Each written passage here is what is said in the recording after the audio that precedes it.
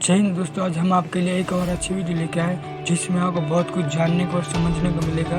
तो चलिए दोस्तों, देखते हैं आज का वीडियो। जय हिंद। और चैनल पे नए हैं तो प्लीज़ चैनल को सब्सक्राइब कर देना। Thank you so much. अच्छा लगता है आपके शो पे आके, काफी प्रोडक्टिव डिस्कशन होता हमारा। तो रीजन ये है, आपने आज एक बहुत ही मुफीद सवाल पूछा कि आरएसएस है क्या, ऑरिजिन है क्या, इसका रिलेशन क्या है। देखिए, आरएसएस का अब आरएसएस तब से एग्जिस्टेंस में जब से इंडिया और पाकिस्तान भी अलग अलग नहीं हुए थे। 95 ईयर्स 95 साल से ये ऑर्गेनाइजेशन एग्जिस्टेंस में है। ठीक है मैडम।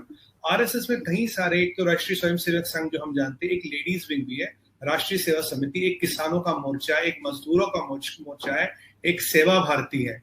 आरएसएस मैडम 156 कंट्रीज में डायरेक्टली और थ्रू इट्स एफिलिएट्स प्रेजेंट है। और ये करीब अब 70-75 साल से प्रेजेंट है, जिसमें कीनिया आता है, जिसमें यूनाइटेड किंगडम आता है, कई सारी वेस्टर्न कंट्रीज, सिंगापुर, ये सब आती है।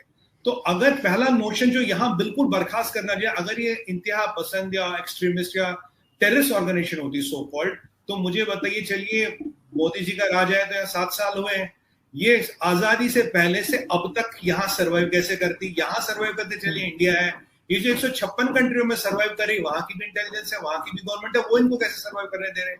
ये किसी जंगल में टेंट लगा के तो बैठे नहीं है जी, सैटेलाइट से ढूंढने पड़ेंगे। पूरा बिल्डिंग है, गवर्नमेंट अलोकेटेड लैंड है, परमिशन है, मिशन है। और जाहिर सी बात है, विदेशी कंट्री में रहेंगे तो उनकी इंटेलिजेंस की, उनकी पुलिस की आप पे नजर आती है। तो जो ऑर्गेनाइजेशन 1995 मतलब करीब 95 साल से चल रही है, जो 156 कंट्रियों में है, जिसका हर तरह का मोर्चा, और एक आरएसएस में एक राष्ट्रीय मुस्लिम मोर्चा भी है जिसमें 99% पार्टिसिपेंट मुस्लिम है, इंडियन मुस्लिम भी, कुछ बाहर के मुस्लिम भी है, और उनमें से कुछ लोग चुन के बीजेपी में आते हैं। BJP is the political wing of RSS. Political जो पॉलिटिक्स में रिप्रेजेंटेशन के लिए पॉलिटिकल विंग बनाएगी, जिसका नाम बीजेपी है। अब बीजेपी में आप देखिए, जिलानी साहब आते हैं, गुलरेज शेख आते हैं, ये मुस्लिम मोर्चा से आते हैं, ये आजकल स्पोक्स पर्सन है बीजेपी के।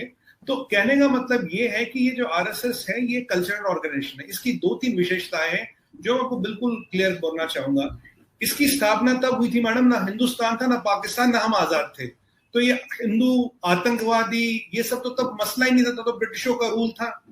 दूसरी बात, राष्ट्रीय Swayamsevak Sangh is a voluntary organisation. इसमें जो भी शामिल होना चाहता है, मेल हो फीमेल हो, एज अ वॉलंटियर शामिल होगा।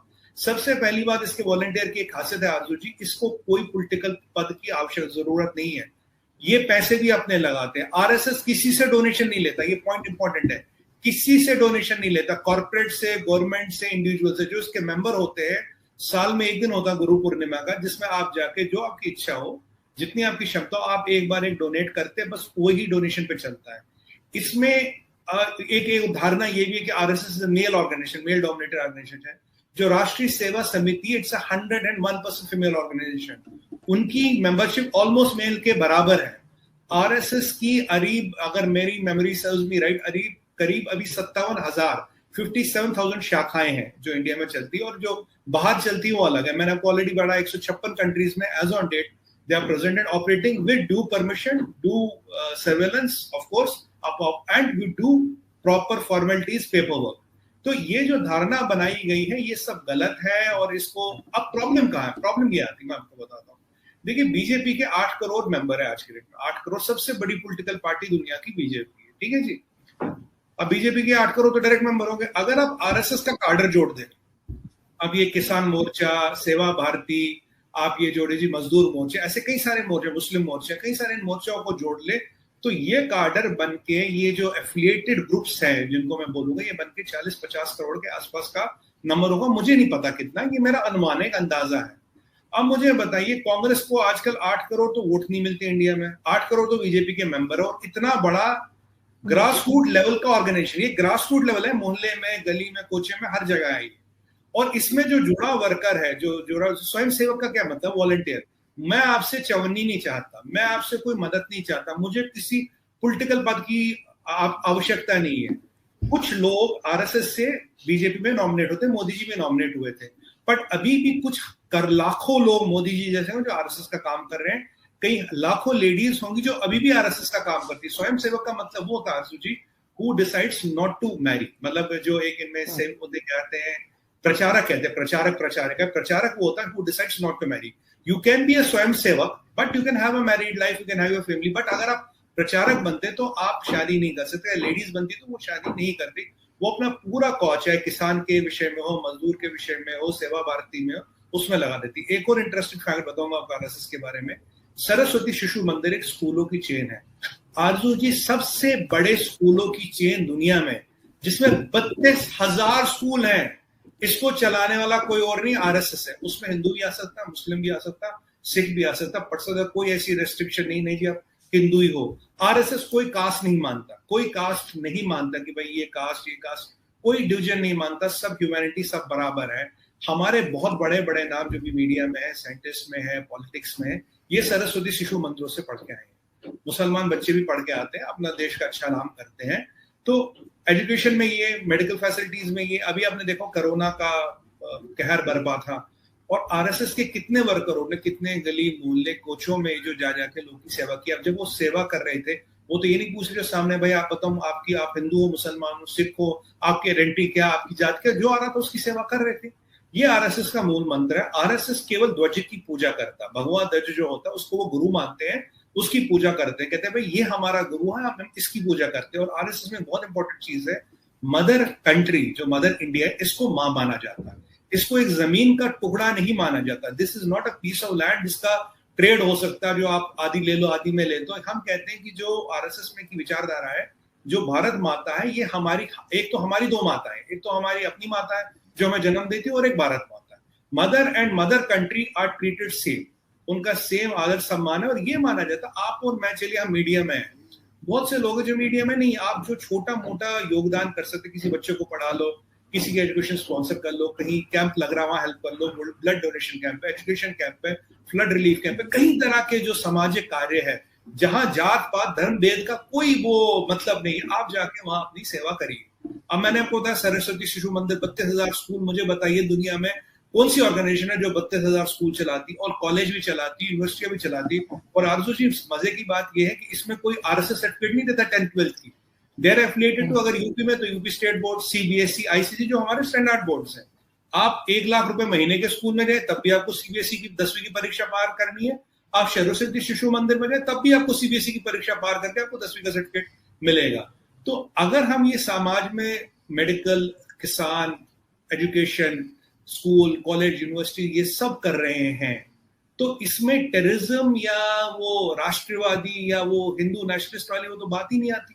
Point number 1। अब इसमें पॉलिटिकल मसला था, पॉलिटिकल मसला आरजू जी सीधा सीधा मैं आपको 8 करोड़ तो बीजेपी के मेंबर हो गए जी। अब आरएसएस का अगर आप कार्डर माने, और ये सेल्फ मोटिवेटेड है, ये कोई कास्ट नहीं मानता, इन्हें आपसे कुछ चाहिए नहीं, ये जिंदगी लगा देते, इन्हें आपसे कुछ चाहिए नहीं। मैं प्रचारक प्रचारकों की बात नहीं कर रहा, जो नॉर्मल मेंबर्स है उन्हें कुछ नहीं चाहिए, वो सेवा के लिए जुड़े हैं। पैसे, आरएसएस पैसे तो किसी से नहीं लेता। मैंने कहा गुरु पूर्णिमा के दिन जो मेंबर्स होते, केवल मेंबर्स है, वो दे सकते जितनी उनकी इच्छा हो, बात खत्म।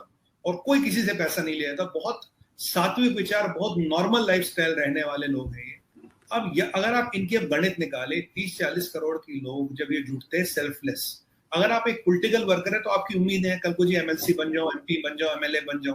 पर अगर आप स्वयंसेवक है जिसने जिंदगी इस पर लगा दी, प्रचारक नहीं कह रहा हूं, स्वयंसेवक कह रहा हूं जो केवल जुड़ा है, प्रचारक तो पूरी जिंदगी अपनी लिटरली सोहा कर देता है इस ऑर्गेनाइजेशन के पीछे।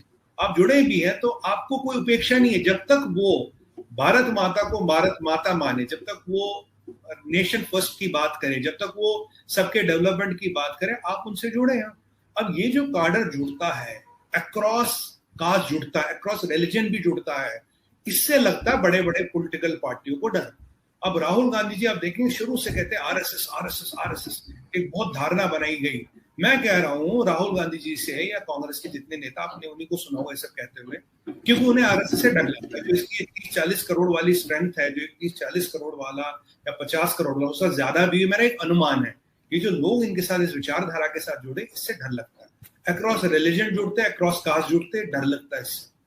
और अब ये जो स्वयंसेवक मोदी जी जैसे स्वयंसेवक ऊपर आते हैं बन के, अब बताइए मोदी जी दुनिया के टॉप 5 मोस्ट पावरफुल लीडरों में भी गिने जाते, किसी भी सर्वे को उठाइए, कहीं 1, कहीं 2, कहीं 3। मुझे बताइए मोदी जी से बड़ा फकीर कौन है देश में? उनके पास कुछ नहीं है। जब गुजरात के सीएम थे 56 लाख रुपए जमा थे, जब सीएम छोड़ दिया, बोले भाई ये जो स्टाफ था ये ले लो, अपनी बेटियों की शादी कर लेना। उनकी माँ तो अब भी उनके भाई के साथ एक छोटे से मकान में रहती, मीडिया देखता है। अब की बार वोट देने ऑटो में गई थी, सबने देखा। और कोई भाई भतीजा चाचा मामा कोई कुछ नहीं है। जो पैसा आता थोड़ा वो दो लोगों में डांट देते हैं, बताइए मोदी जी के लेकिन नाम करोड़ों की प्रॉपर्टी है। मैं कंप्लीट करूंगा वो आरजू जी। तो अब जब इस तरह के लोग राजनीति में आते हैं तो बहुत से लोगों को डर लगता है, बहुत से लोगों की नींद उठती है भाई अगर ऐसे लोग आए अब क्या करो, उसको बोलो जी ये है वो है। मैं ये दो आखिरी सेंटेंस बोलूंगा। आरएसएस तो 95 साल से, ये जो कुछ कांग्रेस के हमारे हुक्मरान हैं इनकी उनकी हुकूमत 65 साल थी अब तक। कितने आपने आरएसएस के लोग पकड़े, कितने बम बंदूक आरपीजी हैंड ग्रेनेड कितने पकड़े आपने? चलिए आपने नहीं पकड़े, अब भी कुछ स्टेटों में आपकी सत्ता पकड़ी है, बताइए कितनों को आपने पकड़ा? चाहिए इंडिया में नहीं पकड़ते, जो 156 कंट्रियों में वो भी सो रहे हैं क्या? वहां भी मोदी जी का दबदबा चलता है क्या? 156 कंट्रियों की इंटेलिजेंस पुलिस मोदी जी से ऑर्डर लेती है क्या? ये सब राजनीतिक धारणाएं आरजू जी, इसको बनाया इसलिए जाता है ताकि आप ये जो फोर्स है इसको किसी तरह से तोड़ा जाए। बिकॉज बीजेपी और आरएसएस और इसके मोर्चे मिला के you cannot have a matching political कार्डर। आपके पास मैचिंग पॉलिटिकल कार्डर नहीं है, अगर नहीं है तो आप क्या करो, उनके कार्डर को सेंध लगाने की कोशिश करो। अब नियाजी साहब पे आते हैं। अब नियाजी साहब ने बोले कि आरएसएस की विचारधारा है, मैं उनसे हाथ जोड़ के ये निमंत्रण करूंगा, सर आप जरा आरएसएस के बारे में पढ़िए, आपको किस जनरल ने किस कर्नल ने क्या समझाया मुझे नहीं पता। अगर आप 2 4 6 घंटे एक आध दिन निकाले, गूगल पे जाए, पढ़ ले, फैक्ट फिगर डाटा देख ले, मैं आपको समझाने वाला कोई नहीं हूं, पर आप खुद देखें, खुद अध्ययन करें और पढ़िए कि जब से हिंदुस्तान पाकिस्तान नहीं बना, जब आप और मैं पैदा नहीं हुए थे उससे पहले की ऑर्गेनाइजेशन है, 156 कंट्रीज में क्या क्या सोशल वर्क करती है। बाकी आपको एक जुमला कसना है भाई, एक पॉलिटिकल बयान देना, उससे तो आपको कोई रोक नहीं सकता। पर आरजू जी ग्राउंड पे देखा जाए ऐसी कोई धारणा, ऐसी कोई सच्चाई है नहीं। मैंने अपना तर्क रखा फैक्ट फिगर डाटा के साथ। अगर मैं कोई गलत बोल रहा हूं, मैं आपके सामने माफी मांगने को तैयार हूं। नहीं, बिल्कुल सुमित जी, आपसे बात करने का मकसद भी यही था कि हम लोग जो है उसको अंडरस्टैंड कर पाए। जैसे मैंने पहले कहा कि मेरे समेत, मैं अपने आप को अलग नहीं कर रही, हमें इसकी ठीक से नॉलेज नहीं थी और हम ठीक से नहीं समझ पा रहे थे, क्योंकि यहाँ पे तो यही कहा जाता है कि जी टेररिस्ट ऑर्गेनाइजेशन है और आरएसएस के गुंडे और ये वो इस तरह के वर्ड्स यूज किए जाते हैं।